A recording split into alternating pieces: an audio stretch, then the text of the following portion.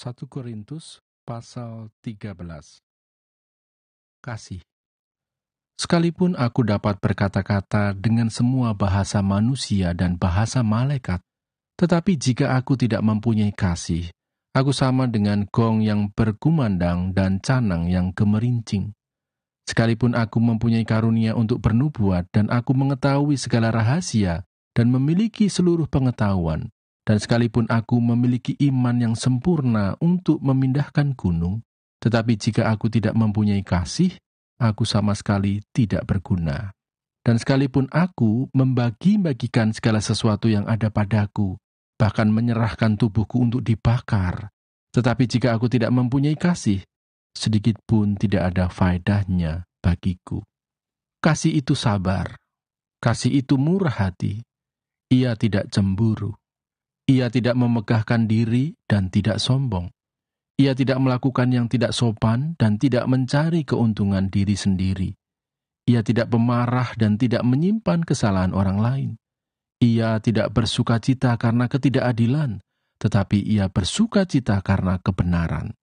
Ia menutupi segala sesuatu, percaya segala sesuatu, mengharapkan segala sesuatu, sabar, menanggung segala sesuatu. Kasih tidak berkesudahan. Nubuat akan berakhir, bahasa roh akan berhenti, pengetahuan akan lenyap.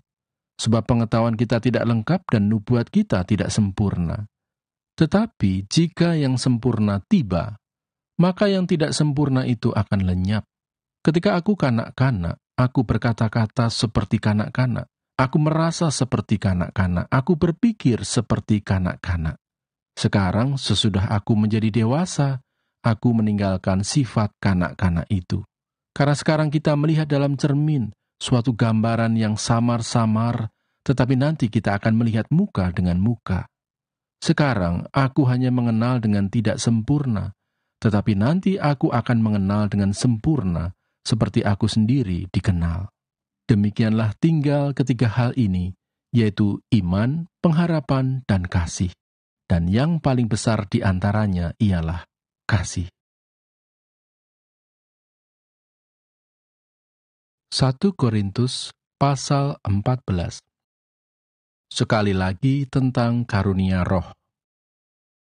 Kejarlah kasih itu dan usahakanlah dirimu memperoleh karunia-karunia roh, terutama karunia untuk bernubuat.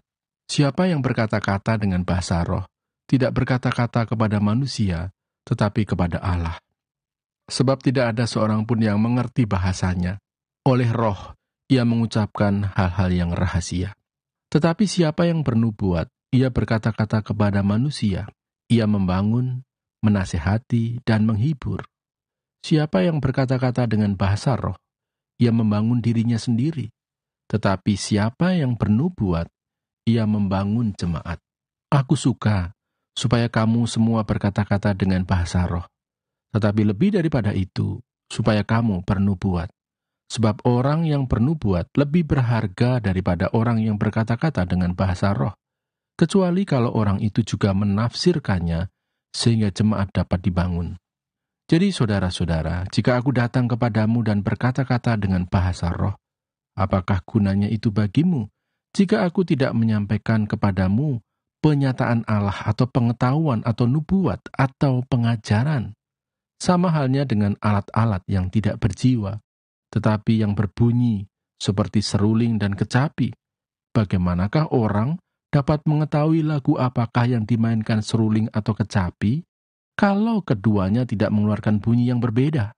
Atau, jika nafiri tidak mengeluarkan bunyi yang terang, siapakah yang menyiapkan diri untuk berperang?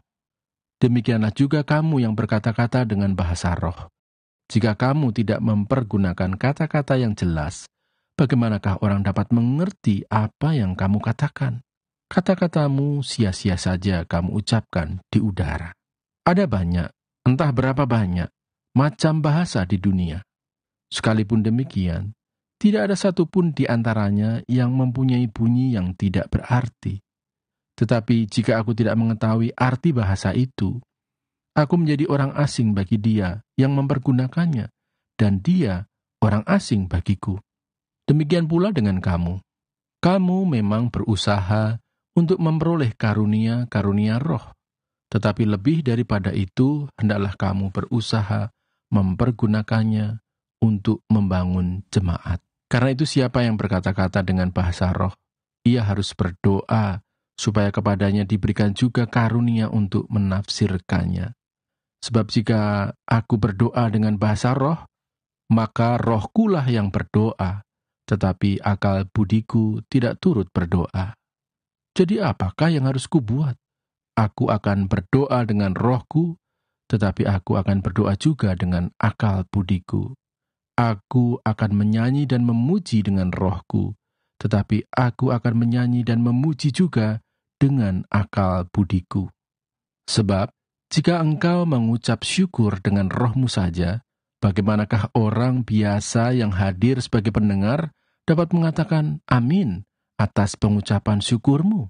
Bukankah ia tidak tahu apa yang engkau katakan? Sebab sekalipun pengucapan syukurmu itu sangat baik, tetapi orang lain tidak dibangun olehnya. Aku mengucap syukur kepada Allah bahwa aku berkata-kata dengan bahasa roh lebih daripada kamu semua. Tetapi dalam pertemuan jemaat, aku lebih suka mengucapkan 5 kata yang dapat dimengerti untuk mengajar orang lain juga, daripada beribu-ribu kata dengan bahasa roh. Saudara-saudara, janganlah sama seperti anak-anak dalam pemikiranmu. Jadilah anak-anak dalam kejahatan, tetapi orang dewasa dalam pemikiranmu. Dalam hukum Taurat ada tertulis, oleh orang-orang yang mempunyai bahasa lain dan oleh mulut orang-orang asing, aku akan berbicara kepada bangsa ini. Namun demikian, mereka tidak akan mendengarkan aku, firman Tuhan. Karena itu, karunia bahasa roh adalah tanda, bukan untuk orang yang beriman, tetapi untuk orang yang tidak beriman. Sedangkan karunia untuk bernubuat adalah tanda, bukan untuk orang yang tidak beriman, tetapi untuk orang yang beriman. Jadi, kalau seluruh jemaat berkumpul bersama-sama dan tiap-tiap orang berkata-kata dengan bahasa roh, lalu masuklah orang-orang luar atau orang-orang yang tidak beriman, tidakkah akan mereka katakan bahwa kamu gila? Tetapi kalau semua bernubuat, lalu masuk orang yang tidak beriman atau orang baru, ia akan diyakinkan oleh semua dan diselidiki oleh semua. Segala rahasia yang terkandung di dalam hatinya akan menjadi nyata, sehingga ia akan sujud menyembah Allah dan mengaku, sungguh Allah ada di tengah-tengah kamu. Peraturan dalam pertemuan jemaat. Jadi bagaimana sekarang saudara-saudara? Bila mana kamu berkumpul, hendaklah tiap-tiap orang mempersembahkan sesuatu, yang seorang mazmur, yang lain pengajaran atau penyataan Allah, atau karunia bahasa roh, atau karunia untuk menafsirkan bahasa roh. Tetapi semuanya itu harus dipergunakan untuk membangun. Jika ada yang berkata-kata dengan bahasa roh, biarlah 2 atau sebanyak-banyaknya 3 orang, seorang demi seorang, dan harus ada seorang lain untuk menafsirkannya. Jika tidak ada orang yang dapat menafsirkannya, hendaklah mereka berdiam diri dalam pertemuan jemaat dan hanya boleh berkata-kata kepada dirinya sendiri dan kepada Allah. Tentang nabi-nabi, baiklah 2 atau 3 orang di antaranya berkata-kata dan yang lain menanggapi apa yang mereka katakan. Tetapi jika seorang lain yang duduk di situ mendapat penyataan, maka yang pertama itu harus berdiam diri. Sebab kamu semua boleh bernubuat seorang demi seorang, sehingga kamu semua dapat belajar dan beroleh kekuatan. Karunia nabi takluk kepada nabi-nabi, sebab Allah tidak menghendaki kekacauan, tetapi damai sejahtera. Sama seperti dalam semua jemaat orang-orang kudus, perempuan-perempuan harus berdiam diri dalam pertemuan-pertemuan jemaat, sebab mereka tidak diperbolehkan untuk berbicara. Mereka harus menundukkan diri, seperti yang dikatakan juga oleh hukum Taurat. Jika mereka ingin mengetahui sesuatu, baiklah mereka menanyakannya kepada suaminya di rumah, sebab tidak sopan bagi perempuan untuk berbicara dalam pertemuan jemaat. Atau adakah firman Allah mulai dari kamu? Atau hanya kepada kamu sajakah firman itu telah datang? Jika seorang menganggap dirinya nabi atau orang yang mendapat karunia rohani, ia harus sadar bahwa apa yang kukatakan kepadamu adalah perintah Tuhan. Tetapi jika ia tidak mengindahkannya, janganlah kamu mengindahkan dia.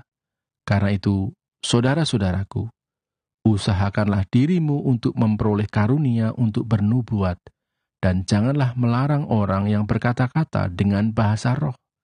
Tetapi segala sesuatu harus berlangsung dengan sopan dan teratur.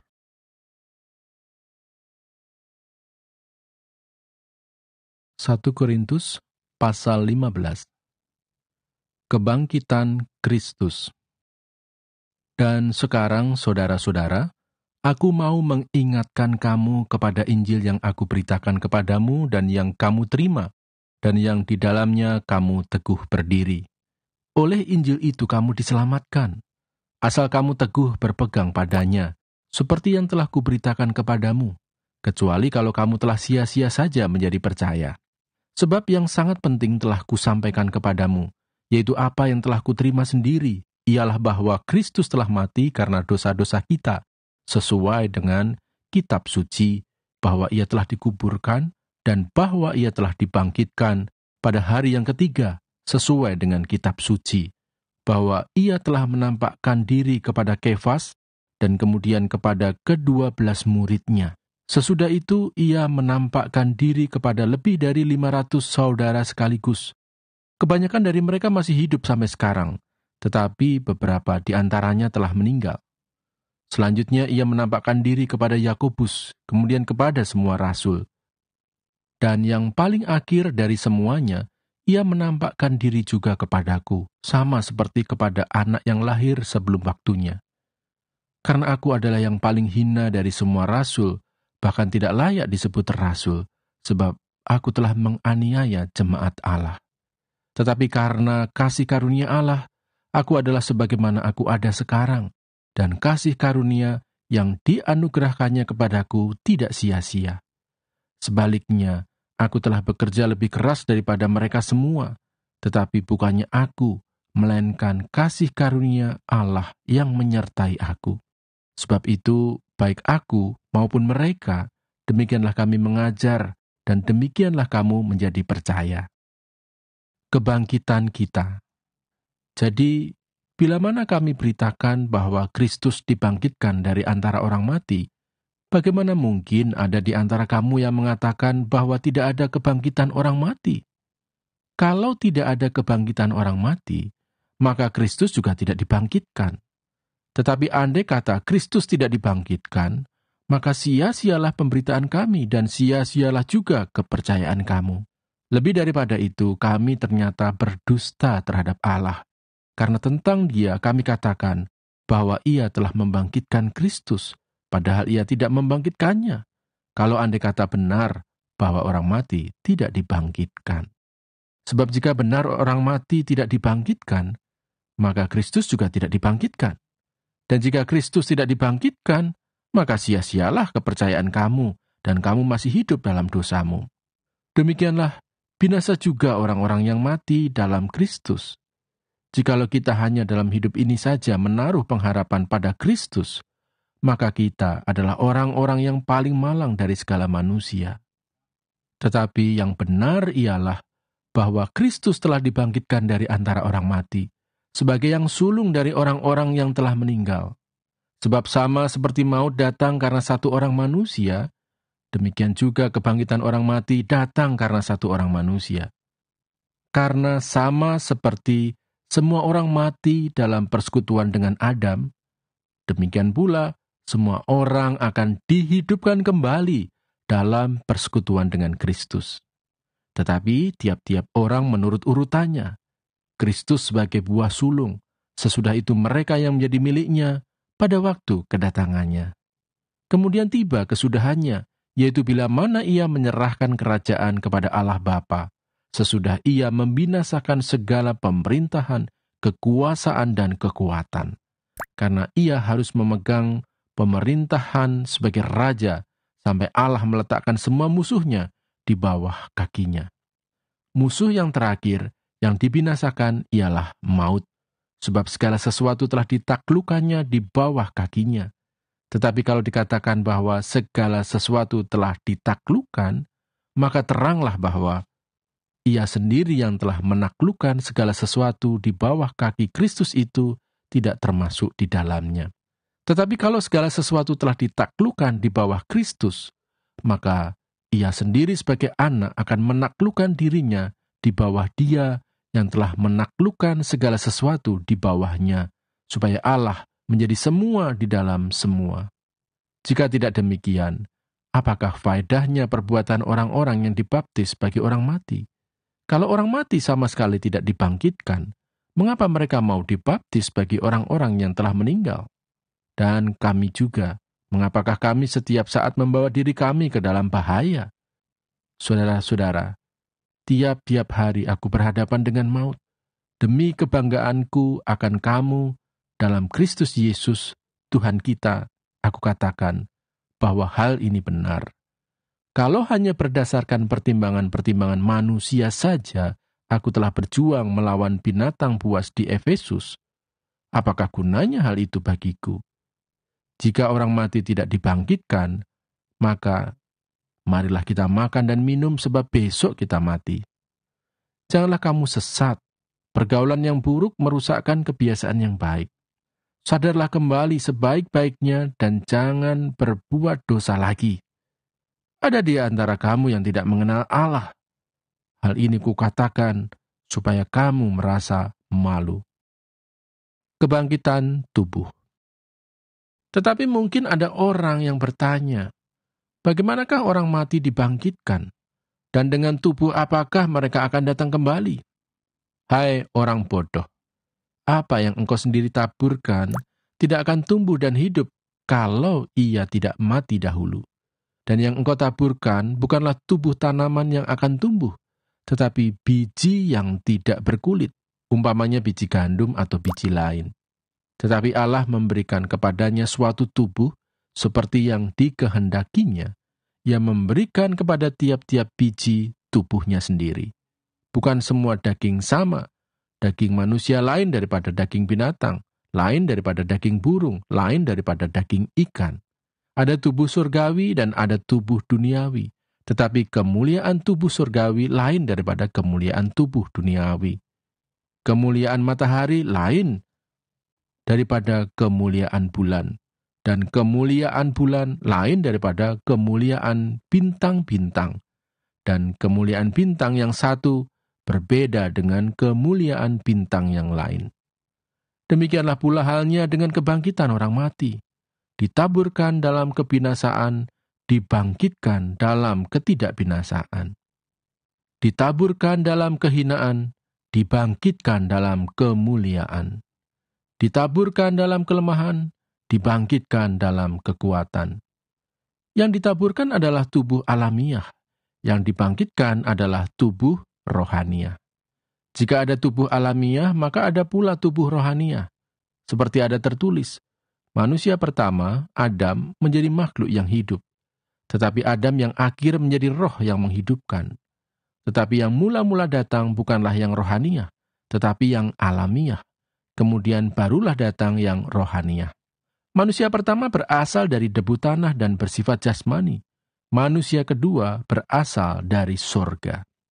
Makhluk-makhluk alamiah sama dengan dia yang berasal dari debu tanah, dan makhluk-makhluk surgawi sama dengan dia yang berasal dari sorga. Sama seperti kita telah memakai rupa dari yang alamiah, demikian pula kita akan memakai rupa dari yang surgawi. Saudara-saudara, inilah yang hendak kukatakan kepadamu, yaitu bahwa daging dan darah tidak mendapat bagian dalam kerajaan Allah, dan bahwa yang binasa tidak mendapat bagian dalam apa yang tidak binasa. Sesungguhnya, aku menyatakan kepadamu suatu rahasia. Kita tidak akan mati semuanya, tetapi kita semuanya akan diubah dalam sekejap mata pada waktu bunyi nafir yang terakhir. Sebab nafir akan berbunyi dan orang-orang mati akan dibangkitkan dalam keadaan yang tidak dapat binasa, dan kita semua akan diubah. Karena yang dapat binasa ini harus mengenakan yang tidak dapat binasa, dan yang dapat mati ini harus mengenakan yang tidak dapat mati. Dan sesudah yang dapat binasa ini mengenakan yang tidak dapat binasa, dan yang dapat mati ini mengenakan yang tidak dapat mati, maka akan genaplah firman Tuhan yang tertulis, maut telah ditelan dalam kemenangan. Hai maut, di manakah kemenanganmu? Hai maut, di manakah sengatmu? Sengat maut ialah dosa, dan kuasa dosa ialah hukum Taurat. Tetapi syukur kepada Allah yang telah memberikan kepada kita kemenangan oleh Yesus Kristus, Tuhan kita. Karena itu, saudara-saudaraku yang kekasih, berdirilah teguh, jangan goyah, dan giatlah selalu dalam pekerjaan Tuhan. Sebab kamu tahu bahwa dalam persekutuan dengan Tuhan, jerih payahmu tidak sia-sia.